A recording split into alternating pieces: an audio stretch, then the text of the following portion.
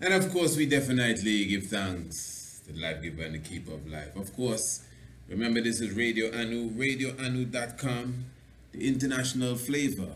This is the universal spice, and I'm just definitely touching the international community, our brothers and sisters in tune with us in South Africa, in Botswana. Definitely glad for your presence in Kenya or in Ghana.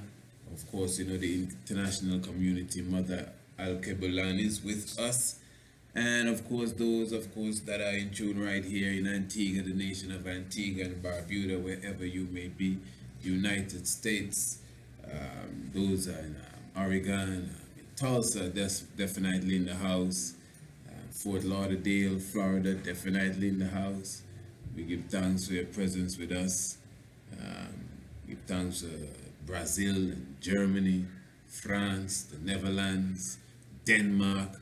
Yeah, man, always in tune to radioanu.com. And of course, we're very thankful for your presence even this evening.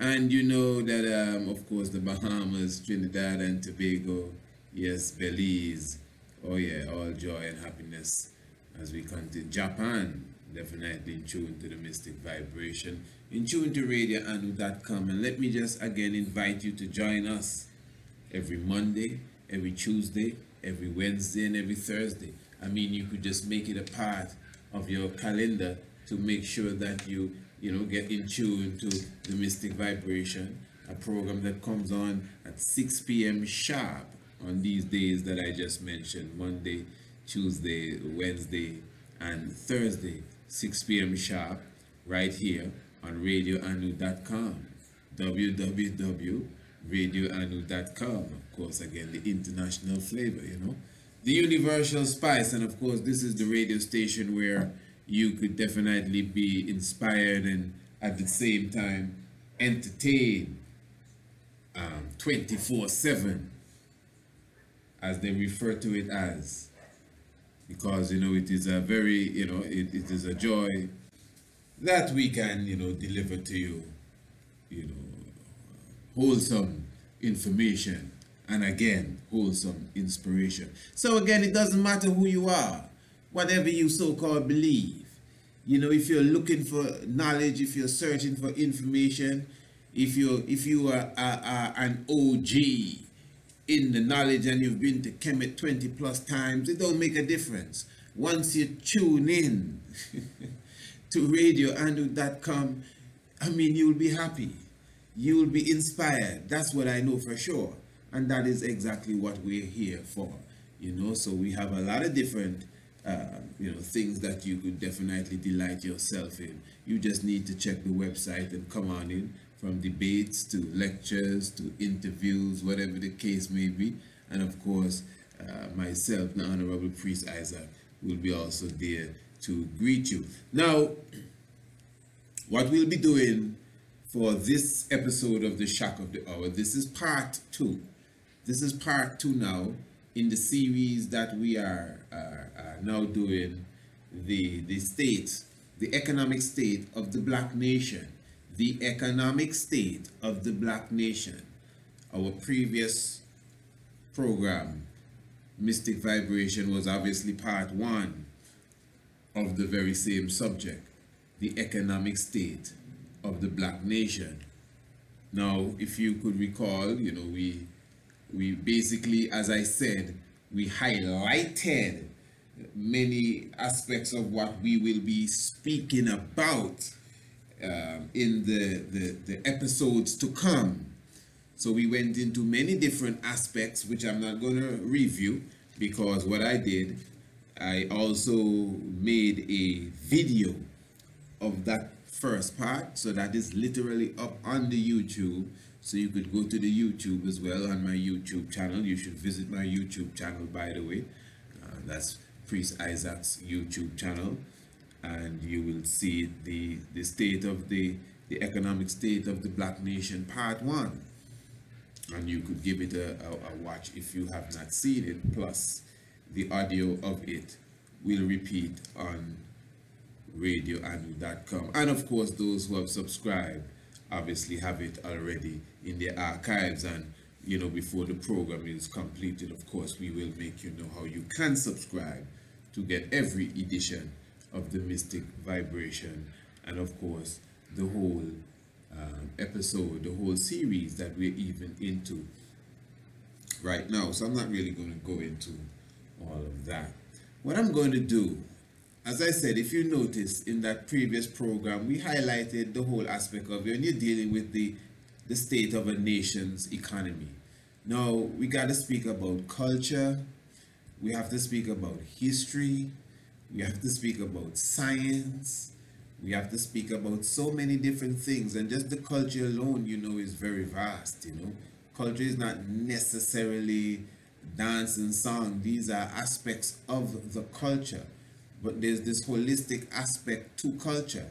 And one of the things that we highlighted is that you could just observe certain aspects of the culture of people that migrate to the land that you've been for so long. You've been wherever you've been, whether it's in the West Indies or in the US or in Canada, or in the United, I was going to say the United States of Africa, which really should be the vibes, but yeah, that's not exactly what it is at the moment, but word sound is power. But wherever you are, you see the Arabs come in, you see the Syrians come in, you see the Chinese come in, you see even the Santo Dominican people or Hispanic people, as some people refer to them as. You see them come in as well. And I mean, they band together, they stick together, they build their community, they literally build their community and take over blocks in certain cases. They have they have their own barber shops and everything, and what that does, it allows them, even if they don't live in a community, yet still they're so knitted together that it allows them to circulate their money now, their literal paper money and coins amongst themselves. This is building their economy, not building their money. They're using their money. This is very key, because we have the language mixed up as if money and economy are, what do you call it now in language synonym, what do you call it? Synonyms. If that's princess. Well, you understand. No, these are different things. They may be related in some form or fashion, but they're different things. So they use their money. Obviously, you got to use your money and other things to build your economy. Okay? So their money goes around several times. As I said, our money hardly goes around at all. I always like to use the example of Detroit. Not picking on Detroit at all, without a doubt. Enough respect to the Motown city, in Motortown, and we understand the culture, a place that was ripe with culture. That is Detroit. It's all right. So we know that a few years ago, several years ago, not too long ago, I think Detroit declared bankruptcy. I think it's the first city to have done such. I could be corrected in that case, but it declared bankruptcy for sure. And when I was listening to the news and the reports and everything, what stood out is that the blacks in the same Detroit, they spend a sum of some $17 billion, $17 to $19 billion per year.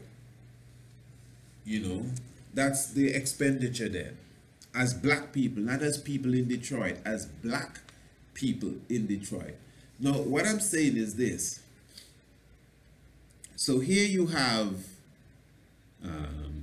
the vast majority.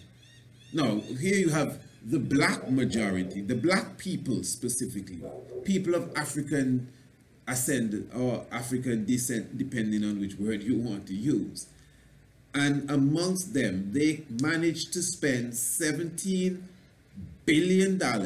Mark you, not with themselves. Obviously, if they were spending that with themselves, they would not have been a bankrupt city. But they're spending $17 billion with other ones. And listen to me. This is a bankrupt city in the United States of America. I don't think they have many more bankrupt cities in the good old US of A. And I'm saying now, Detroit, I mean, Detroit is just a spot on the map. You know. Detroit is in Michigan. There are other cities in Michigan, aren't there? So Detroit is just a little spot on the map. And I'm just showing you this little spot on the map is bankrupt. Bankrupt. The other spots on the map, they're not bankrupt.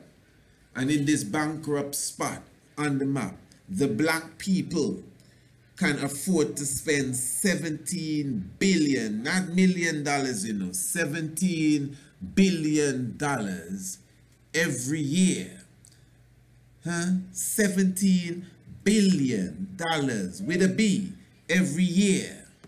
So you could only imagine what is being spent in other cities in the United States, where you have black people in abundance, where the city is not bankrupt.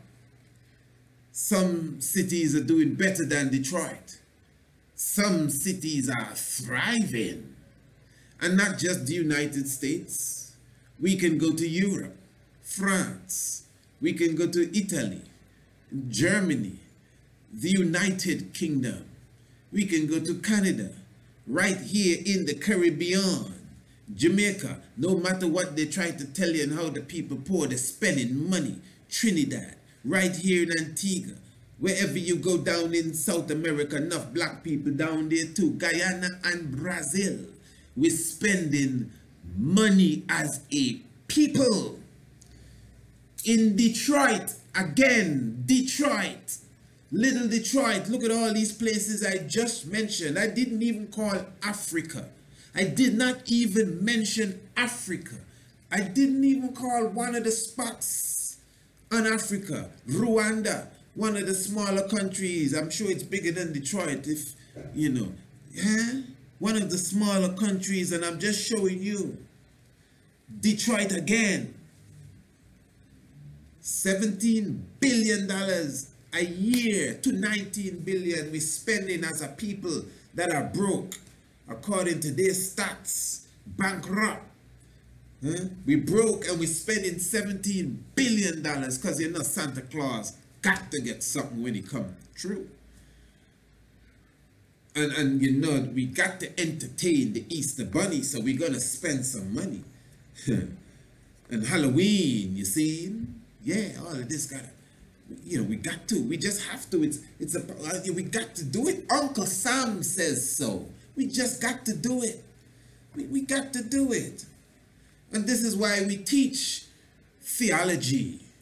Some people say, oh, okay, that's enough of the God talk. Let's talk about something else. And it's always sad because the people them that are saying that, if they were talking about something else, they would never tell you that, because they would be talking about something else. But they have nothing to say except to criticize what you're saying and saying, okay, enough of that, let's get something else. And the same something else, you've been speaking about that, but they don't really listen. You comprehend what I'm saying? So when we look into the science of it now, if we as a bankrupt people can spend that much money,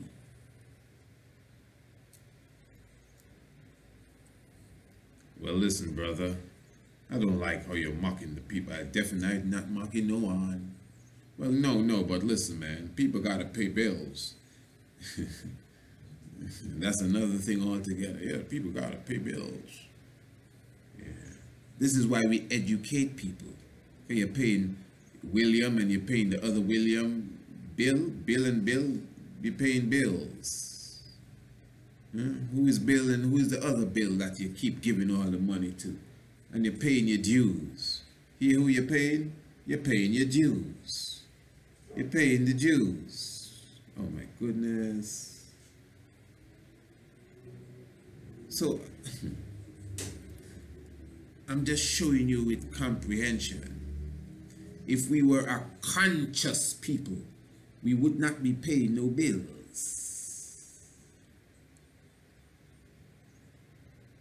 This is the economy we're talking about, not just money.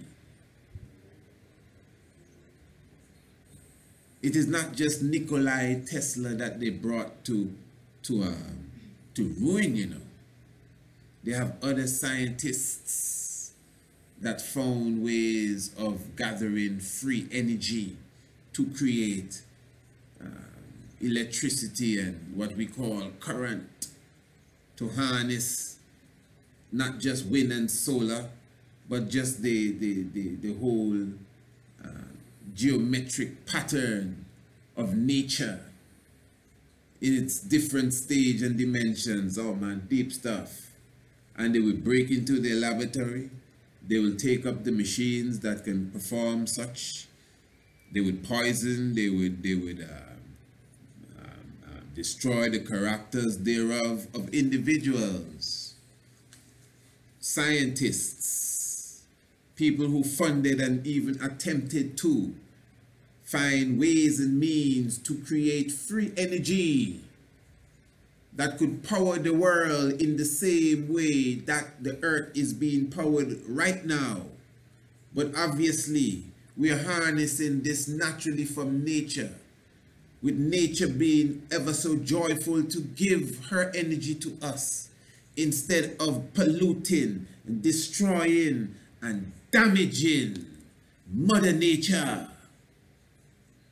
And people that stand up for that and say, hey, we don't have to do all of that.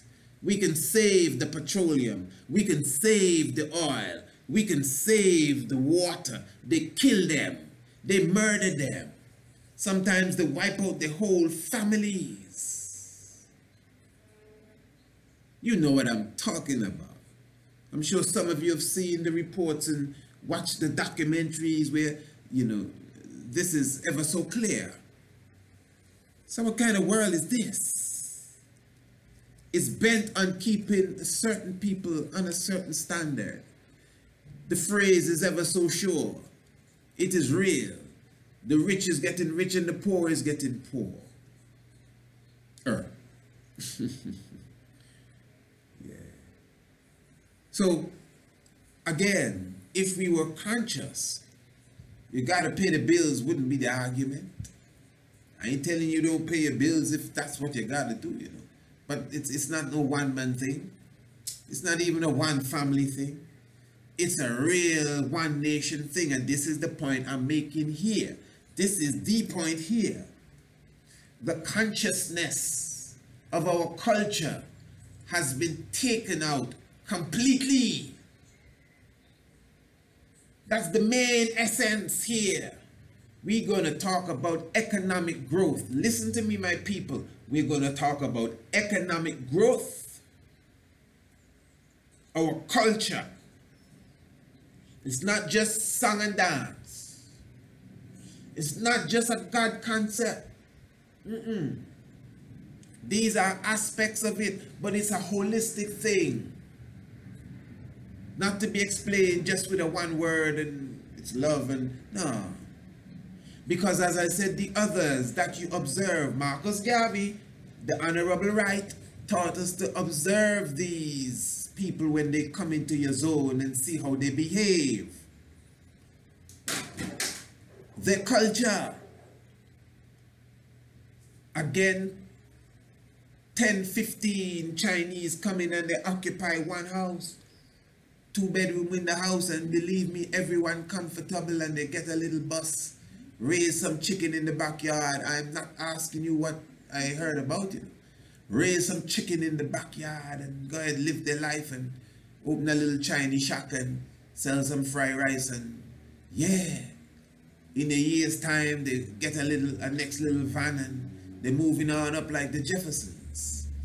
Then all of a sudden they buy a whole apartment block and You want to see what's going on. It's Chinatown in your face.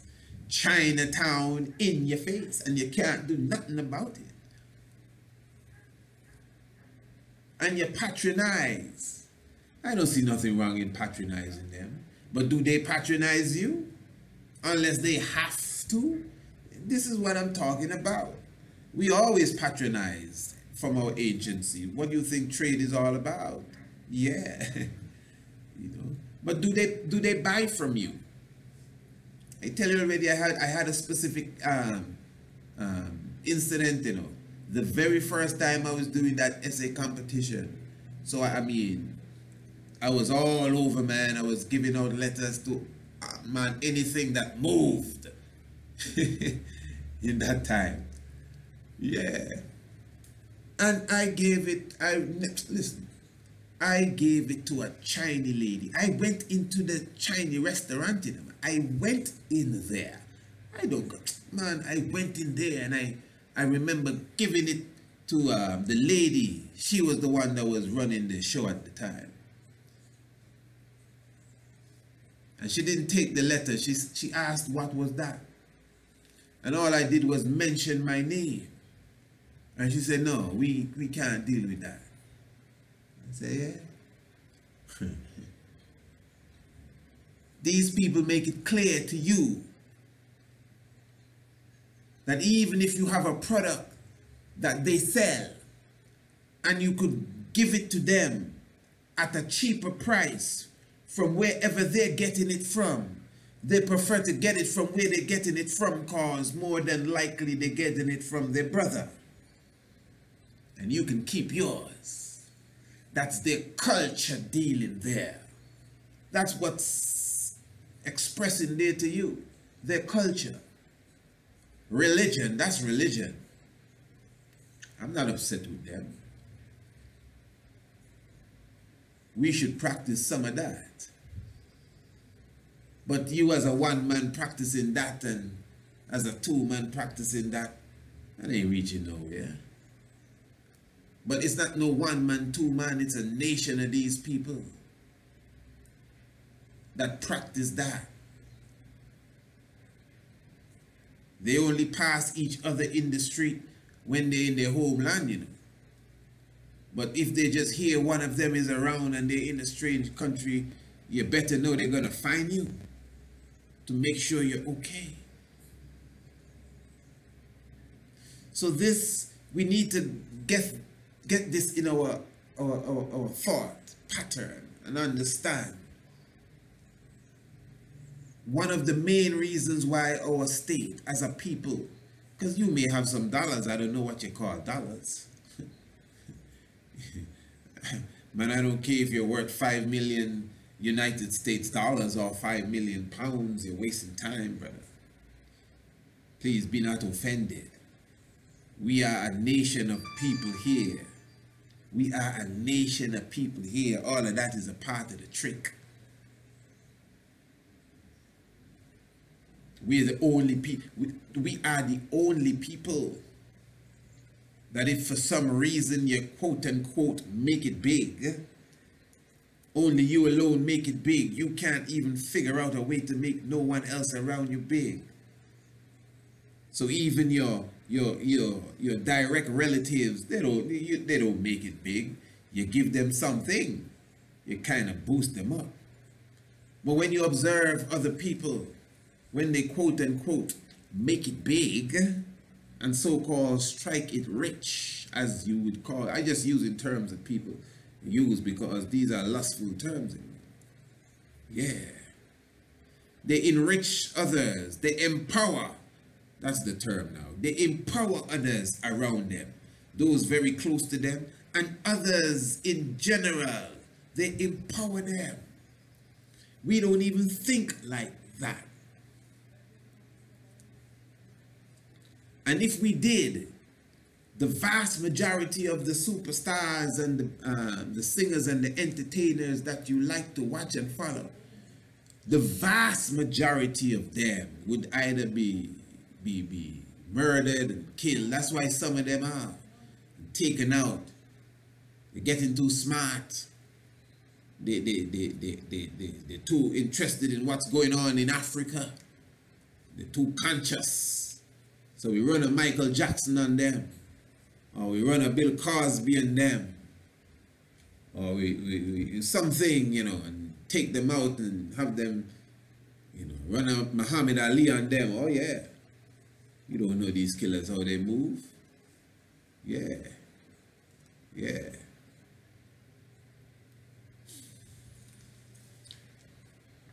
Please keep that in mind.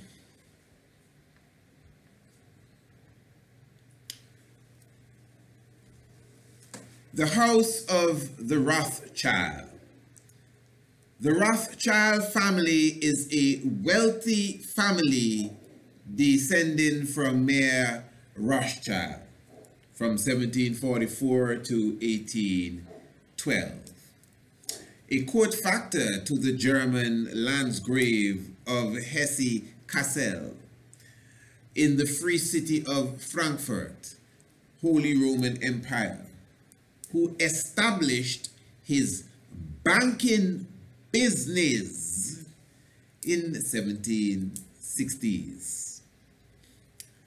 Unlike most previous court factors, Rothschild managed to bequeath his wealth and established an international banking family through his 5 sons,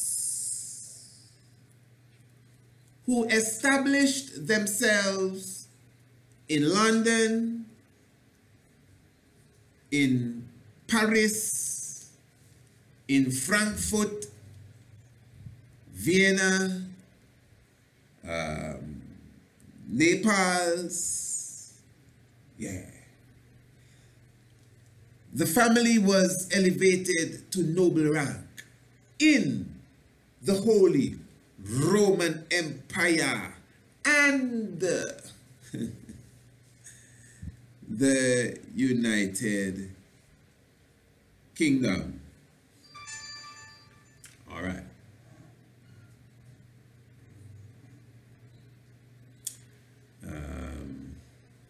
Of course, I'm sure many ones would have heard of the great Rothschild, a name that specifically means the red shield, and they're said to be Jewish in origin, as far as what people consider to be Jewish today.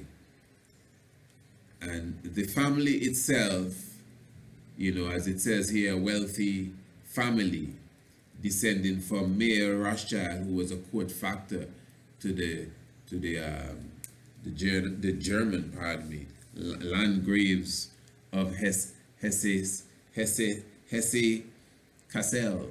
in the free city of Frankfurt, and I will stress the Holy Roman Empire.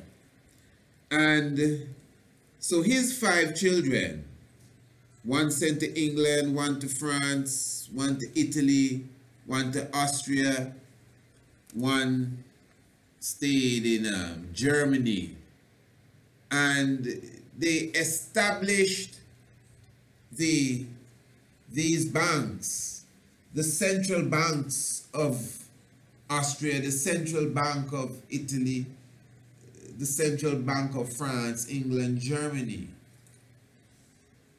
And what it was really, these banks really printed the money of the day for these individual states. Now, when you can comprehend this whole science, and if we just push in a bit of etymology quickly here, that when we speak of banks, I mean, the wealth of the world began on the banks of the River Nile. And when we're speaking of wealth now, we're speaking of resources, and we're speaking of mineral wealth. Again, we have here that these banks were printing the money for the city, the states, there in Europe, these European countries.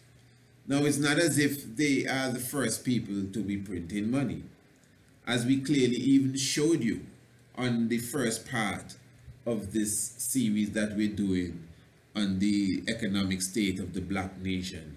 On part one, we showed you the coins with Hannibal, the dreadlocked Hannibal, and the elephant on the other side.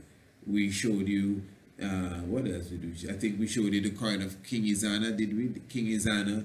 You saw the coins with Menelik, and of course the coins with Emperor Haile Selassie I. And we're speaking about coins that we're talking of gold and silver and these metals, you know, precious metals, and from the ancient of times, from we decided to use this means of exchange and trade, known as quote unquote money. You know, it was always gold, it was always some precious metal, until we came to the point where we were designing it in the features of our gods and our kings, but yet still always of precious metal. You know, so just like these, when you throw away a penny today and all of that, you'd never do that, because you know, if it was the type of money we had back in the ancient of times. But I'm just showing you now the whole aspect of the money, the ancient spending of quote unquote money. We always did that. You know, we were writing checks, as Brother Robin Walker has highlighted to us, even from at least 1,000 years ago. We have proof of that, writing literal checks. So the whole concept of the quote unquote banking system and the depositing of great wealth and finance is nothing strange to us as a people. This is very important for us to gather. So now you need to comprehend the time frame of this now, what is taking place here in the 1800s. Remember, in the 1800s is where you have the Berlin Conference. Germany we're talking about again, you know, man. Where I think it's about 14 of these savage nations came together and carved up Africa into 14 basic different territories, which is very similar to the Asar, you know, Asar Osiris drama, when they carve up Osiris into the 14 pieces. As I tell these prophecies and mysteries, they're manifold, so they have more than one meaning. So you could see it clearly there. And it's not by no mistake that the Bank of Germany was just formed prior to all of this taking place. It's not by no mistake. You have the Bank of England, you have the Bank of France, Italy, Austria at the same time, when these killers are looking to carve up the United States of Africa. As I said, the family was elevated, you know, to the noble rank in the Holy Empire and in the United Kingdom. The chief killers and murderers, top kidnappers of that day. I know I'm not lying on nobody. Top kidnappers, murderers, thieves of that day. This is why they return stolen things and stolen goods, although they have more than what they have given back. But that's why they give back obelisks. That's why they give back scepters. That's why they send back crowns. Yeah? It's just like in the Bible when the Philistines were getting cursed by the presence of the ark, they had to send it back.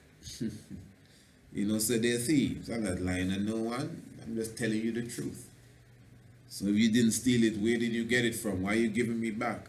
I thought it was yours. Okay. Right. So even the obelisk in St. Peter's Square, I mean, one of these days they might have to just give that back too. That's not a replica of, that's a stolen piece of good. Okay. So I'm showing you all of that to say that it is not by chance that everything is taking place at this time. This is very important, where you have this family coming to economic power in Europe, and Europe itself dividing the ancient continent, already looking to break away Arabia from Africa and get into the breadbasket and dig into the Congo. They already, quote unquote, discovered the new world and started their slave trade. So all of this is to assist and to fuel the whole aspect of the enslavement of a people and the economic growth of a nation. The nation being Europe. So you always hear us speak about Europe was built on the backs of the black. So how did this all begin? Where is the economic nucleus that's fueling all of this? So it's obvious here now, because World War I and World War II were both funded by these same international banks. I don't know if you get me properly. This is well known, There's nothing. World War I and World War II, for sure, was funded by these international banks. We're talking about big business here. When you just understand how a bank operates, first of all, in general,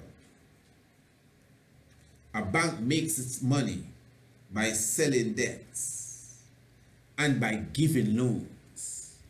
That's how a bank makes its money.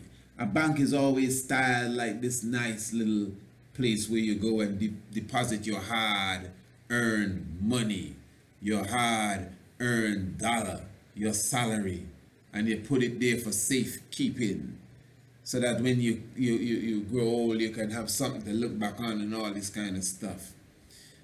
Not understanding that these people don't save your money or put your money nowhere. They utilize your money to make more banks, to build more casinos, to build more hotels and condominiums, to make more money, to have more assets.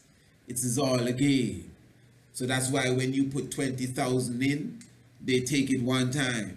And when you go back for your 20,000, they want to sit you down and have a talk. And say, well, Mr. James, you sure you want to do that? Let us give you 5 and discuss this and that and all. No, I want all. Then they tell you they can only give you 10 and give them 2 more months, and they will give you in intervals of 5,000 per month or whatever they decide, but you just ain't going to get it the way that you gave it to them, because they make money by giving loans. The same money you give them, they're going to lend somebody else and selling debts. I'm not lying. That's how they do the stuff. Any bank does that. The regular bank does that. So these big-time bankers now is the same method. It's the same thing that is taking place here. But they're doing it on a grand scale. So when it comes to the weaponry of war, when it comes to the machinery, the tanks and the planes, the people that are manufacturing these weapons of destruction are tied directly to the same bankers. So what happens now? You're being attacked by somebody. You need weapons. So you ain't got the money to buy the kind of weapons that your enemy is using on you. So you go to the international bankers and say, hey, I need to borrow some money to go to this fella over here so I can buy some tanks. And when the banker gives you the money and you take the money, a loan you get now, thank you, I'll pay you back whenever, and this extra amount percent, whatever XYZ. Now you go to the fella that is selling the weapons. Now all the banker does is put on a false mustache and some sunglasses and runs over to the place where they're selling the weapons. And you meet him again. How are you, sir? Yeah, I would like to buy some tanks. And you give him back the same money that he just lent you in the bank. Oh yeah. You give him back the same money that he just loaned you in the bank because he's the same man that is selling the weapons. Oh yeah, some of these banks own the same company that is selling the weapons, selling the tanks, selling the planes, selling the ammunition. So there you see the culture of the money staying in the family on a bigger scale. So we lend you and you still buy from us. And then you go to war. And the whole game is the fella that you're going to war with, we're funding him too. Because war makes real money. Not no jokey talk. Not billions, you talking trillions here. That's what's going on when war is going on. People are ching, cashing in. When people are dying. It's all a game. So that is one level of what's happening in reality. 1914 again, World War I. It is 1913, you know, that the Federal Reserve was formed. The Federal Reserve prints the money. That as well is a central bank within itself. People think it's all kind of other things. It prints the money and loans the money out. The Federal Reserve. The Federal Reserve, the IRS, and the FBI all came on the scene in 1913. The FBI officially came into itself as such because it was the Bureau of Investigation before it. Then it became the Federal Bureau of Investigation and the Federal Reserves, all the federals stepping up. And the IRS. 1913. 1914. World War I. Because remember, it was Woodrow Wilson. He became the president of the US in 1912. He was the one that turned everything on its head. And you have to understand even the United States dollar. You have to speak of the US dollar because the US dollar is what they measure everything against the dollar. And the US dollar lost its value under these people here. And not only that, after the wars, the US debt went up like about 100 times. But the point is, even in the time of John F. Kennedy, when he wanted to back the dollar by silver to give it value again, they took him out. Because if this is done, the international gangsters will not reap the benefits. And they know that oh so well. So this is why now, listen, so for you to really comprehend the economic state even of us as a people, this is what I'm talking about. Sometimes we just get up and chat, you know, we got to get together, man, and we got to do it black dollars, and then we got to now do this and then refinance and your 401k and man, listen, talk. This ain't no joking. This is why education is always the key. You got to begin on these levels here. And this is not the beginning, you know. As I said, we're starting somewhere in the middle, and we're going to spread this conversation out. But if you're going to remember, we're at war here. It's an economic war. So if you're at war, you got to strategize. Your enemy has strategized. That's why you're in the situation and in the state that you're in, because his strategy has worked well. And you are in a corner now. Your back is basically against the wall. So let's look at his strategy. You can't just talk about money and how we're going to make some money. You can't even say, well, listen, a good way is to sell this and to sell that, and we can make this out of that, or we can deliver this to this, and we can try this service and try that. All of that is good. It's good to have ideas. Of course, what you're talking about, it is necessary. You know, we need more ideas. We need to be more, well, people say entrepreneurish, and entrepreneur means French businessman, but we need to be more quote-unquote business-like as well. I totally agree. What do you think I'm pushing for? But I'm saying for us to overcome this economic state that we're in as a people, culture is the key. And within culture, obviously, history again. That's why I said this is history that we just went through, and this is just the beginning of this, you know. In the third part, we got to continue this. But this is history here. You know, we basically began this episode. This is part 2 now. We basically began speaking about the culture, and we are sealing it up now with a little history in general about the international bankers, because it's money we're talking about, and we're talking about the economic state of us as a people. And even these bankers we are mentioning, they have a serious influence on us as a people. That is why I mentioned the Berlin Conference around the same time. Us as a people, the splitting up of Africa to get to the resources that will back your dollar, because you need resources, you know.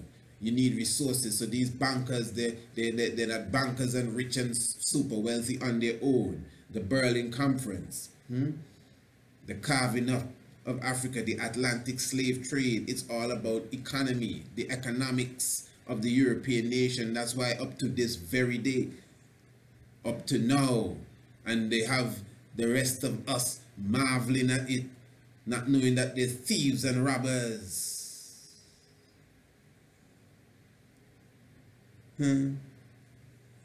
Imagine that. So we have to comprehend as a people, when will we reach to a point? I'm saying this, yeah, and people would hear me, and people will see, if whatever the case is, they will hear this specific message. But when will we, I mean, find ourselves in the position that we can say, okay, yeah, we are a people, and really mean it and act so? And many of us, we talk, even those of us that talk, don't seem as if we really ready to put our talk into some walk. I'm telling you. So tomorrow evening, we're going to continue this. Part 3, we're going to just pick up where we seal up right here. Right here, we're going to pick up and go into it. We're dealing with the state, the economic state of us as a people. Of course, give thanks to Mystic Vibration, the shock of the hour. And of course, you know, well, those definitely who have already subscribed to the shock of the hour, you know, you'll be getting this program, basically, some of you in a few minutes, and maybe some of you for sure by tomorrow morning. This program will be right in your inbox. And if you have not subscribed to the Mystic Vibration as yet, it is ever so possible. All you have to do is contact us via email. You can email me at priestisaac27@gmail.com, or you could call or WhatsApp area code 1268-728-3162, and just let me know that you would like to subscribe and get your daily Mystic Vibration program delivered to your email, and I give you all the information. You know, so give thanks, of course. You know, what else is there to say? Everything is blessed, man. Give thanks. If you know your Bible and you do not know your history, the knowledge of your Bible will become a mystery. Remember, tomorrow evening, 6 p.m. sharp, right here, Radio Anu, radioanu.com, international flavor. the universal spice. Remember, it takes some realize that are amongst us. Holy Emmanuel I, Selassie I, Jah Rastafari.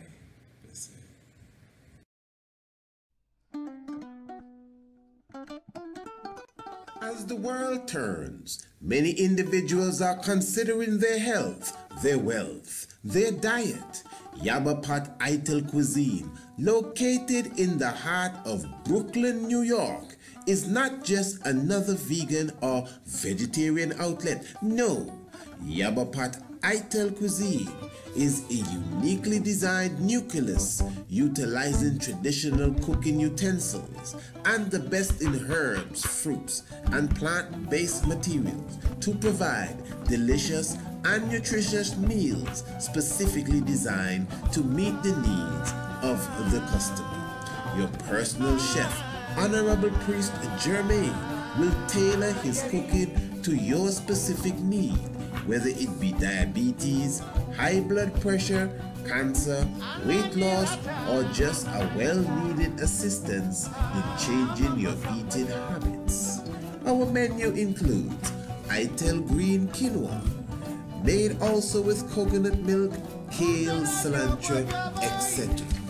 Ital Stuffed Peppers, garden vegetables, and Mediterranean stir-fried black rice. We also provide chlorophyll juices, blood builder drinks, various salads, and much more. The Honorable Chef is now serving the entire New York City area, and he will come straight to you. So for more information, give him a call or WhatsApp at 917-312-7658. That's 917-312-7658. Or email him at jakashaheru@gmail.com. Give thanks once again. Yabapot Ital Cuisine.